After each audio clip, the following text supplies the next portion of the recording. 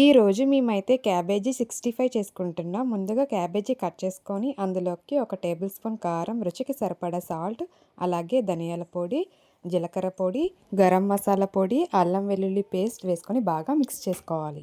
ఇలా బాగా మిక్స్ చేసుకున్న తర్వాత కార్న్‌ఫ్లేవర్, మైదా, కొంచెం వరిపిండి, అలాగే రెడ్ ఫుడ్ కలర్ వేసుకొని బాగా మిక్స్ చేసుకోవాలి. వాటర్ ఏమీ వేయక్కర్లేదు. క్యాబేజీలో వాటరే సరిపోతుంది. ఏమైనా లేకపోతే కొంచెం వాటర్ వేసుకొని బాగా ఇలా మిక్స్ చేసుకోండి. ఇప్పుడు ఆయిల్ హీట్ అయిన తర్వాత మనం మిక్స్ చేసుకుంది వేసుకొని అలాగే ఒక 2 మినిట్స్ ఉంచాలి. ఎమ్మటే కదిపితే బాగోదు. ఇలా కొంచెం ఫ్రై అయిన తర్వాత కలుపుకోవాలి.